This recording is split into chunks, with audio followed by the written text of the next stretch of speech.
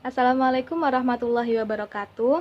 Saya Dewi Syarifatul Zakiah dengan NIM 1908 1030 1041. Di sini kita akan belajar menganalisis laporan keuangan dari suatu perusahaan. Nah, jadi perusahaan yang saya ambil contoh ini adalah PT Supra Boga Lestari. Jadi sebelum kita memulai menganalisis, langkah lebih baiknya kita berkenalan terlebih dahulu dengan perusahaan ini. Jadi PT Supra Boga Lestari ini merupakan perusahaan yang bergerak di bidang perdagangan retail modern. Perusahaan ini termasuk ke dalam sektor consumer non-cyclical dengan subsektor perdagangan eceran. Adapun sektor ini mencakup perusahaan yang melakukan produksi atau distribusi produk dan jasa yang dikonsumsi atau digunakan oleh konsumen pada umumnya. PT Supra Boga Lestari ini didirikan pada tanggal 28 Mei 1997 dan mulai beroperasi pada tahun 1998. Perusahaan ini mengawali usaha retail modernnya dengan membuka supermarket pertama dengan nama Ranch Market. Supermarket ini ditujukan kepada konsumen kelas atas dan menengah atas. Kemudian pada tahun 2007, perusahaan membuat brand baru yaitu Farmers Market yang lebih ditujukan kepada konsumen tingkat menengah dan menengah ke atas. Perusahaan ini merupakan pengecer produk fast moving consumer goods dan produk khusus dalam bentuk supermarket. Dalam menjalankan usahanya, perusahaan menjual berbagai jenis produk lokal dan impor. Produk yang diperdagangkan merupakan produk kebutuhan harian dan barang-barang rumah tangga seperti beras, minyak goreng, gula, susu, rokok, produk perawatan pribadi, buah-buahan, sayuran, daging, es krim, makanan beku, dan masih banyak produk lainnya. Sampai dengan akhir tahun 2019, perusahaan telah berhasil mengoperasikan 43 toko yang berlokasi di Jakarta dan sekitarnya, Serpong, Cikarang, Surabaya, Malang, Balikpapan, Samarinda, Pekanbaru, dan juga Ambon. Setelah mengetahui profil perusahaan, kita akan beralih ke laba operasi dan non-operasi dari perusahaan PT Supra Boga Lestari ini. Seperti yang dapat dilihat, bahwa laba operasi yang didapat oleh perusahaan itu mengalami kenaikan pada tahun 2019. Yang mana pada tahun 2018 itu PT Supra Boga Lestari ini mendapatkan laba operasi sebesar 57 miliar 593 juta 319.302. Dan pada tahun 2019 mendapatkan laba operasi sebesar 61 miliar 270 juta 374.780. Yang mana hal itu berarti perusahaan mengalami kenaikan laba sebesar 3 miliar 677 juta 55.478.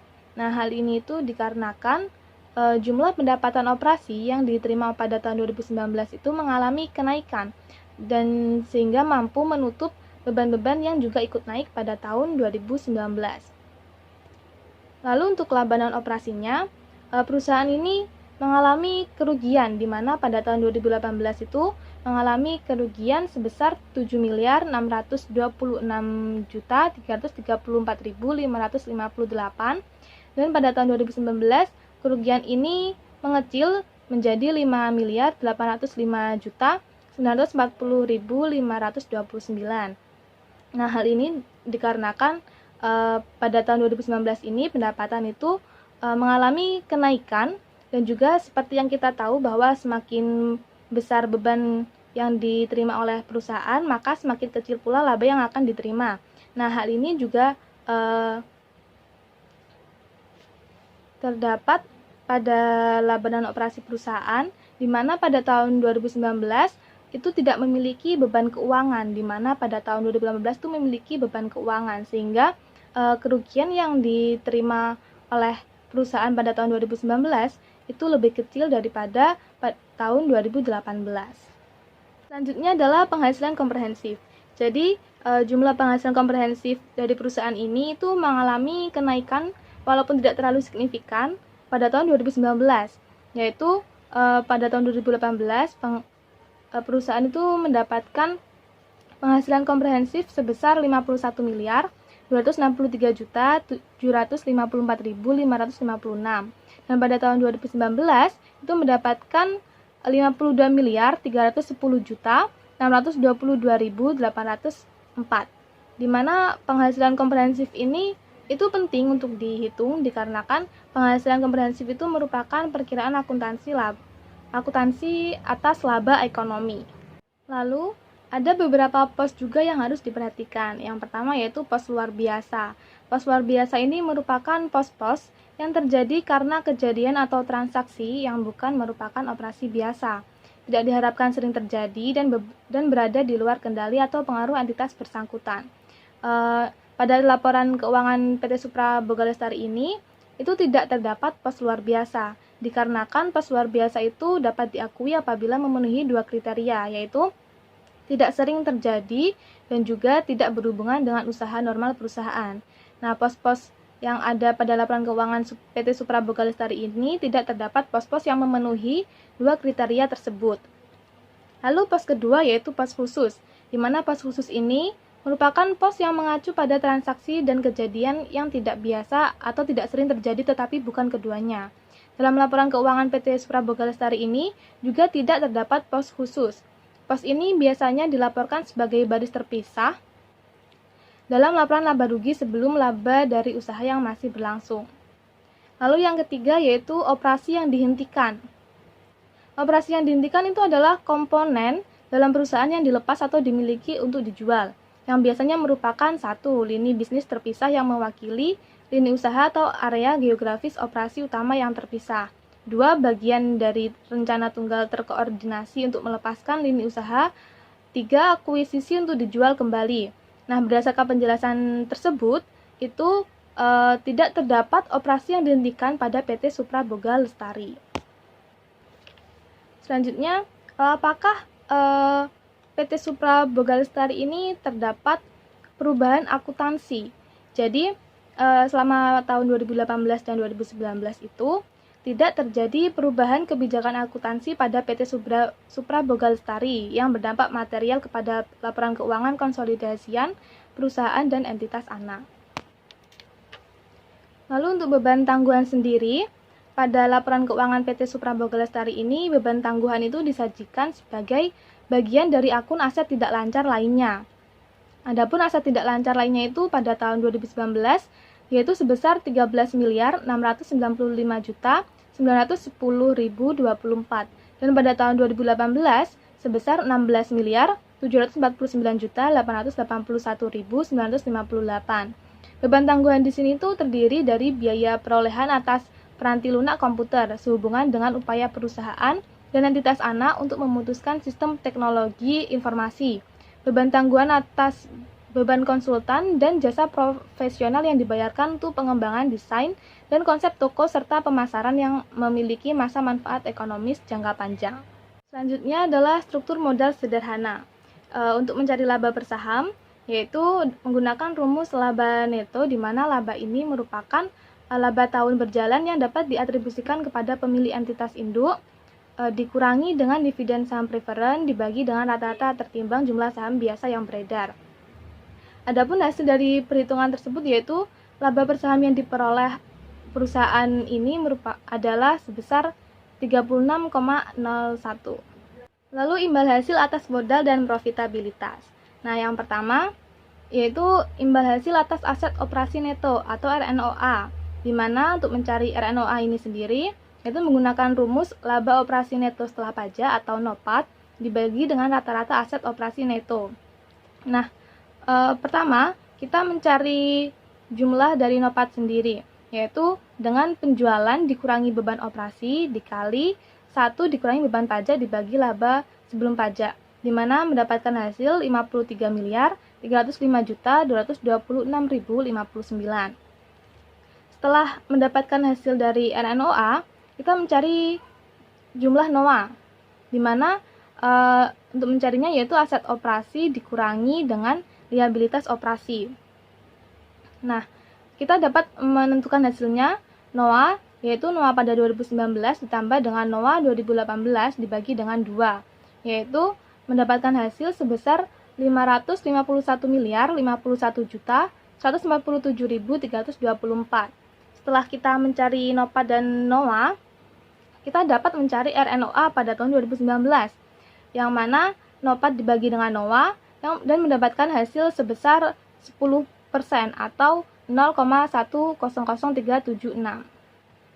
Nah, hal itu berarti imbal hasil atas aset operasi neto yang didapatkan oleh perusahaan yaitu sebesar 10% dengan laba operasi sebesar 61 miliar 270.374.780, yang artinya dengan rata-rata NOA sebesar 100.000 akan menghasilkan NOPAT sebesar 10.037.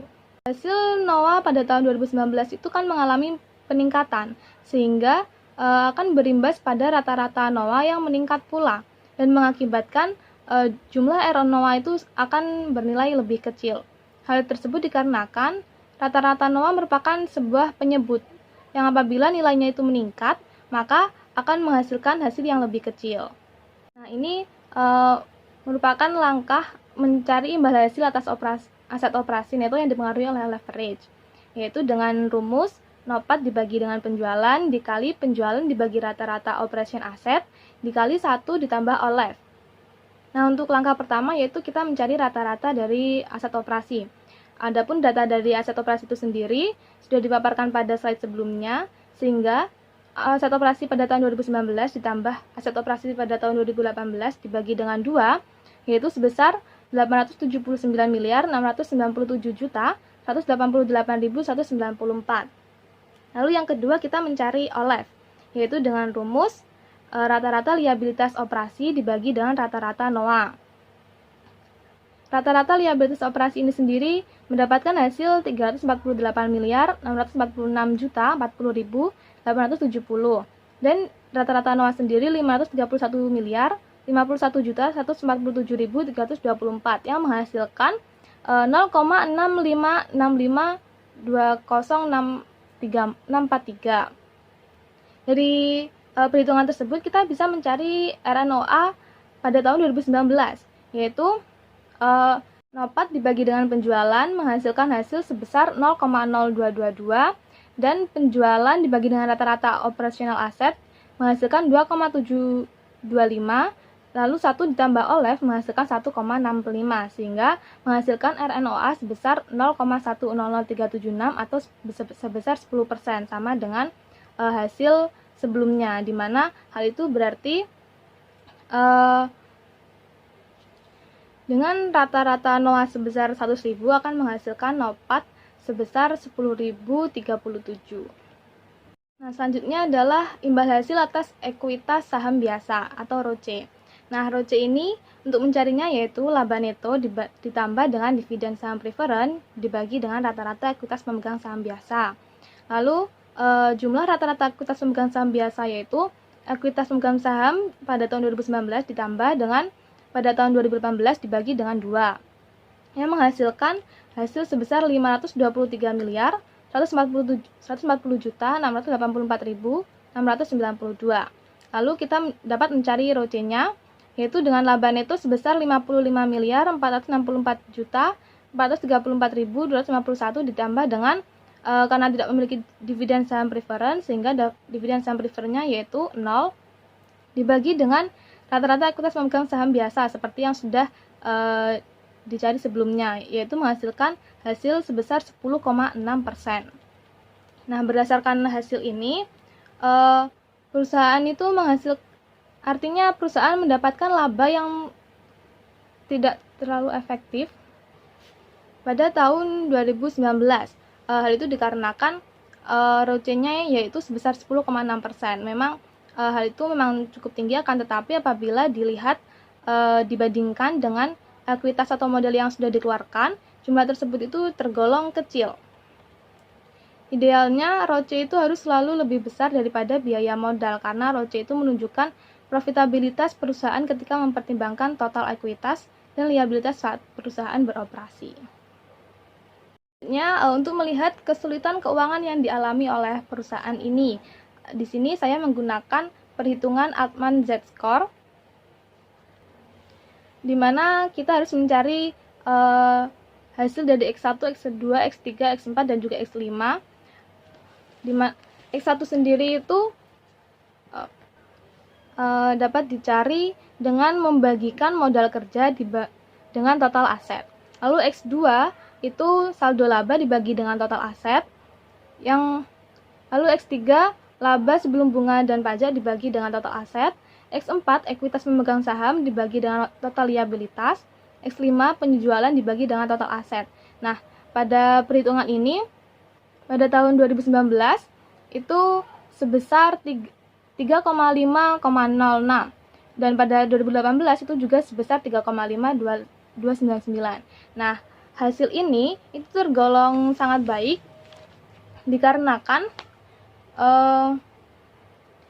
hal ini itu mengindikasikan bahwa probabilitas kebangkrutan dari suatu perusahaan itu sangat kecil karena